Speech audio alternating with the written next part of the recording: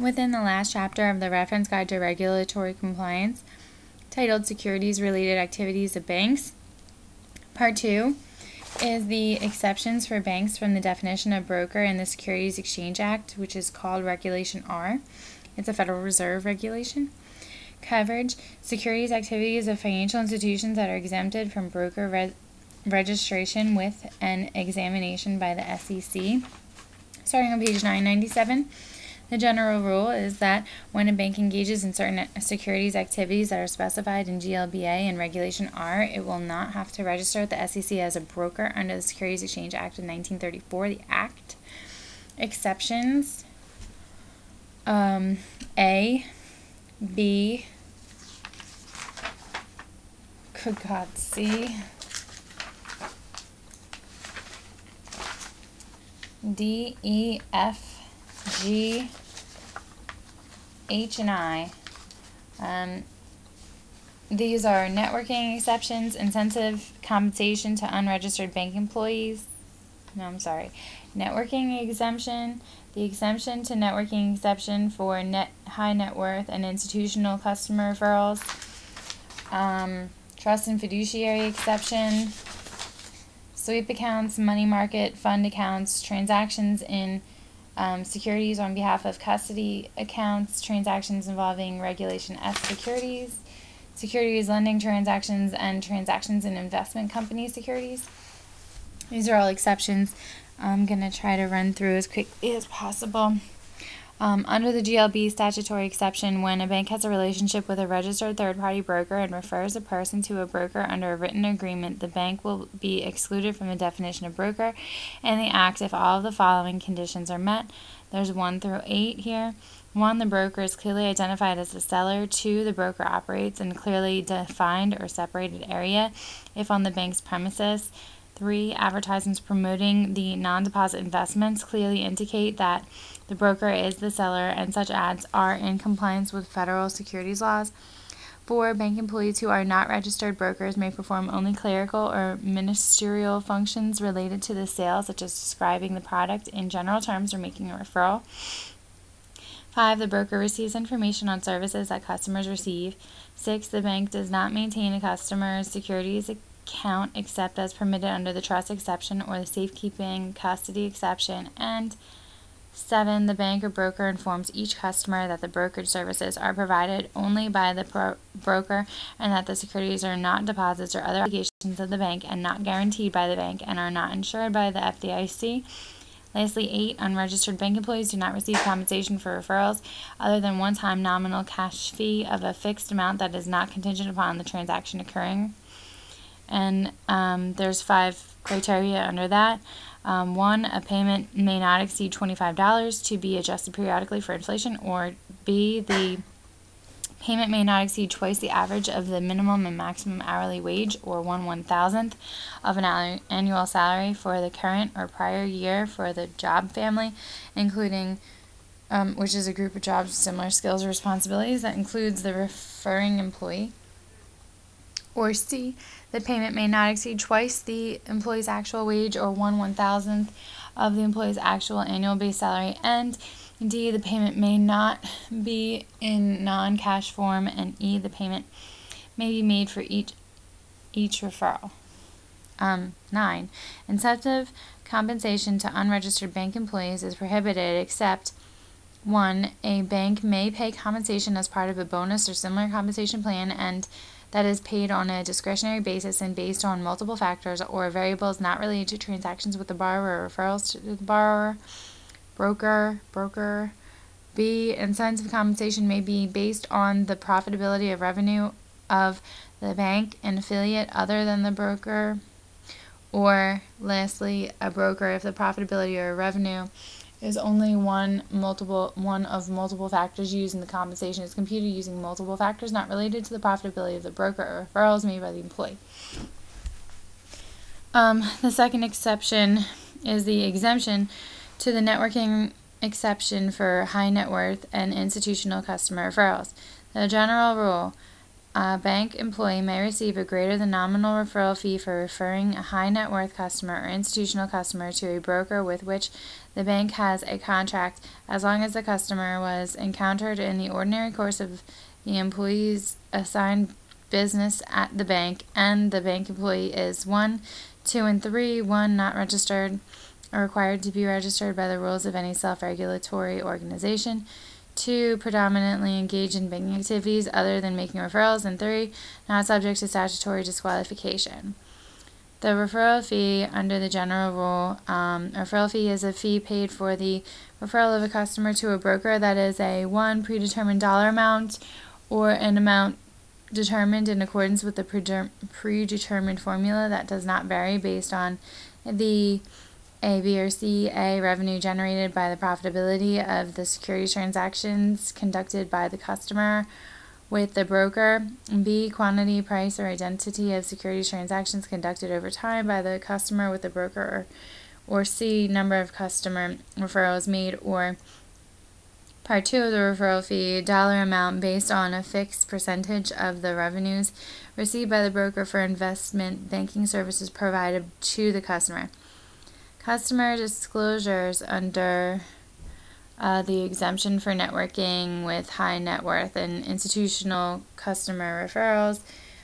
Those customer disclosure timing must be provided to the customer either in writing at the time of or before the referral, or 2, orally before the referral and in writing.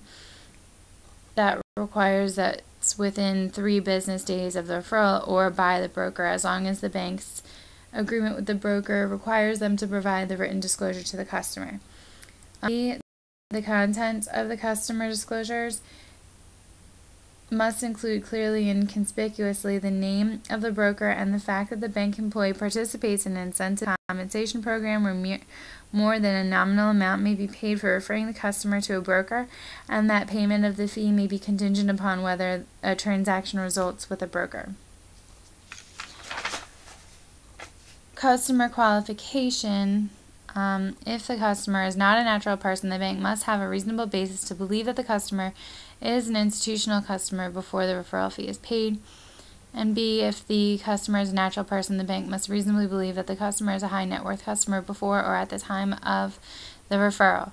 Employee qualification. Before paying a referral fee, the bank must provide the name of the employee to the broker to determine whether the employee is registered or approved by any organization. 5th, good faith compliance.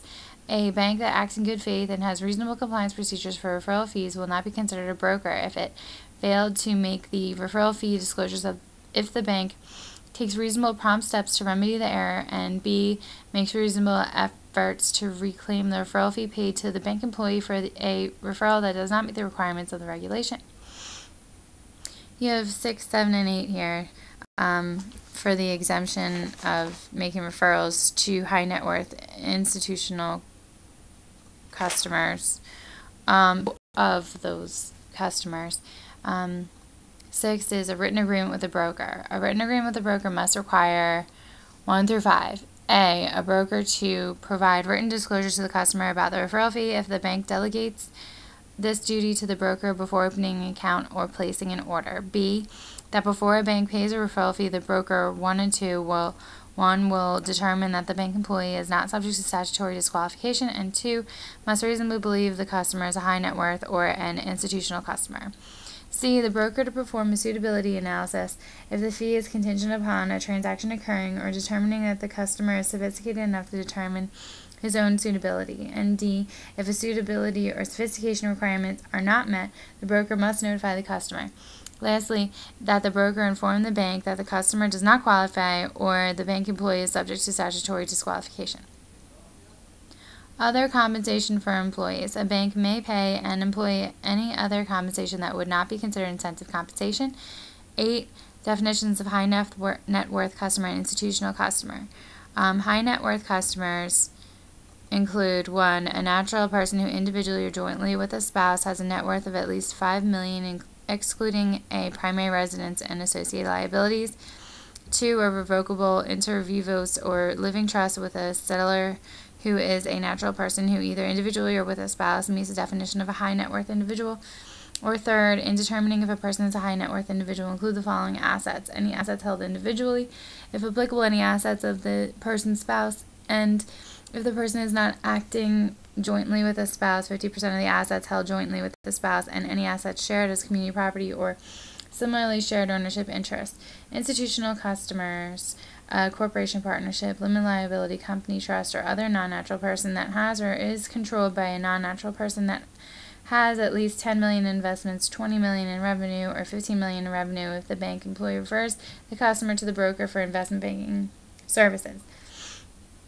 The trust and fiduciary exception, the general rule for trust and fiduciary activities being exempt from registration if the trust department does one of four things. 1, is regularly examined by a federal banking regulator. B, does not publicly solicit brokerage business other than by advertising its normal trust activities.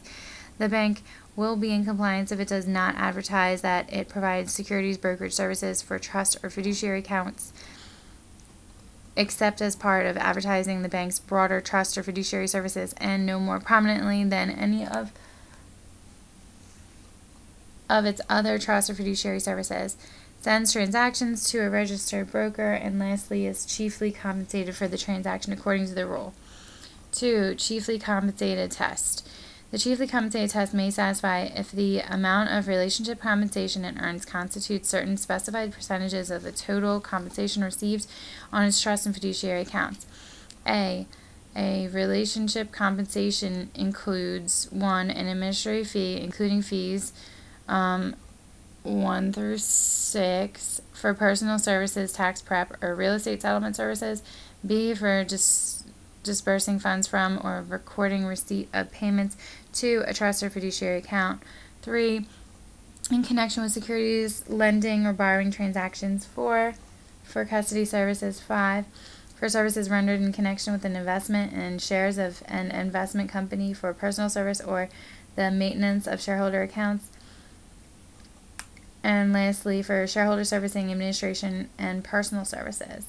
3rd, relationship compensation includes an annual fee based on the percentage of assets under management and a flat or capped processing fee per order not to exceed the bank's actual costs.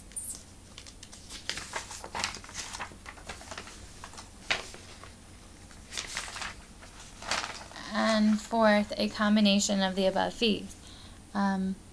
B, relationship compensation includes the chiefly compensated test is calculated either on an account-by-account basis or on a bank-wide basis. Each test is calculated on a rolling 2-year average. So this actually is one of the chiefly compensated tests that's not including the relationship compensation. As I said, it's either on an account-by-account basis or a bank-wide basis. Each test is calculated on a rolling 2-year average. So you have the account-by-account method and the bank-wide method. The account-by-account method test is satisfied if the relationship compensation for each trust or account is greater than 50% of the total compensation attributable to the account.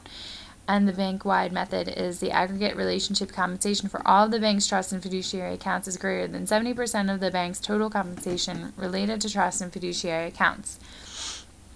Exclusions under the chiefly compensated test is for purposes of monitoring for the chiefly compensated test, the following accounts may be excluded, 1 through 4. 1, accounts open less than 3 months during a relevant calendar year.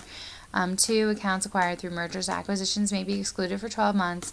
3, an account held at a non-shell foreign bank for a U.S. person if the bank reasonably believes the account is less than 10% of the trust accounts of the foreign bank. And 4th, accounts transferred to a broker within 3 months of the end of the calendar year. And lastly, for the chiefly compensated test, there is a de minimis rule. In determining whether it meets the chiefly compensated test, the bank may exclude up to the lesser of 1% of the total fiduciary accounts or 500 accounts from the calculations. However, accounts that were excluded by using this rule during 1 year may not be excluded for the next year. The sweep account exceptions to the I forgot what these exceptions were about. exemptions of banks from being defined as a broker by the SEC is sweep accounts. Under the GLBA statutory exception, banks may offer investments into no-load money market mutual funds without registering as a broker. Further, you have the exemption for money market fund accounts. Under an exemption in Reg R, banks may sell money market mutual funds to customers without registering as a broker, provided that the bank either provides another product or service that it would require the bank to register as a broker, such as a deposit or a loan to the customer, or the bank conducts a transaction on behalf of another bank, and 2, the mutual fund securities are no load, or 3, the securities are not no load. And that's A and B here. Under that point, the bank provides the customer not later than at the time the customer authorizes the transaction a prospectus for the securities, and the bank does not characterize or refer to the securities as no load. Transactions and securities on behalf of custody accounts are exempt under GLBA. The banks may provide custody services as a part of their customary banking services for custody accounts, including employee benefit plans, IRAs, or similar accounts, or any accounts established by a written agreement between the bank and the customer that sets forth the terms that will govern the fees payable to and rights and obligations of the bank regarding safekeeping or custody of securities, and accounts for which the bank acts as a direct trustee. 2. Under transactions and securities on behalf of custody accounts, 2 is banks may take securities orders on custody accounts as long as they comply with the following: A, B, and C. A bank must not advertise these services except as part of an advertising for its custodial or safekeeping services. B, advertisements must not state that custody accounts are a substitute for brokerage accounts. And C, advertisements and sales literature do not describe order-taking services more prominently than its other custody or safekeeping services. 3rd, accommodation trades for other custodial accounts. A bank may accept orders to conduct a securities transaction for an account for which the bank acts as custodian other than an employee benefit account or an IRA or similar account if A, B, C, or D. A, it does so only as an accommodation to the customer. B, fees do not vary based on the quantity or price of the securities to be bought or sold. C, advertisements do not state that the bank accepts orders for securities transactions for the account. And D, sales literature does not advertise that the bank accepts orders for securities transactions for such accounts except as part of advertising its custodial or safekeeping services, and its order-taking services are not described more prominently than its other custody or safekeeping services. Lastly, investment advice for transactions and securities on behalf of custody accounts, the bank does not provide investment advice, research, or recommendations, or otherwise solicit securities transactions from the account, provided, however, that a bank may publish advertisements that comply with this regulation and respond to customer inquiries regarding the bank's safekeeping and custody services by providing advertisements, prospectus, or sales literature. The transactions involving Regulation S securities are exempt from activities make a bank exempt from being defined as a broker under SEC. The general rule is that banks are exempt from broker registration when they conduct transactions in securities subject to Sex Regulation S with a purchaser who is not in the U.S. that involves resale of an eligible security by or on behalf of a non-U.S. person, provided that the bank has reasonable belief the security was initially sold outside of the U.S. to a purchaser who is not in the U.S. or a registered broker, or resale by or on behalf of a registered broker of an eligible security after its initial sale with a reasonable belief that the security was initially sold outside of the U.S. to a purchaser who is not in the U.S. Eligible security means a security that is not being sold from the inventory of the bank or an affiliate of the bank, and underwritten by a bank or affiliate of the bank on a firm commitment basis unless the bank acquired the security from an unaffiliated distributor that did not purchase the security from the bank or an affiliate of the bank. Second to last exemption is the securities lending transactions. A bank is exempt from broker registration with respect to securities lending transactions with or on behalf of a person the bank reasonably believes to be a qualified investor or an employee benefit plan that owns and invests at least $25. A securities lending transaction is a transaction in which the owner of a security lends it temporarily to another person party pursuant to a written agreement under which the lender retains the economic interests of an owner of the securities and has the right to terminate the transaction and recall the securities. Securities lending services means 1 through 5. 1. Selecting and negotiating with a borrower and executing or directing the execution of a loan with the borrower. 2. Receiving, delivering, or directing the receipt or delivery of loans securities. 3. Receiving, delivering, or directing the receipt of or delivery of collateral. D. Providing mark-to-market corporate action record keeping or other services.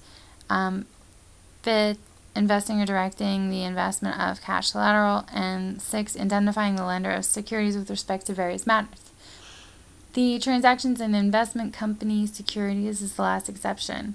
The bank is exempt from the broker registration for transactions in a mutual fund security or variable annuity funded by a separate account if the security is not traded on a national exchange through a National Securities Association or an inter-dealer quotation system.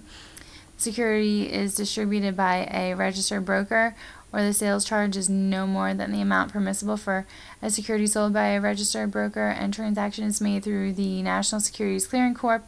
Or directly with a transfer agent or an insurance company.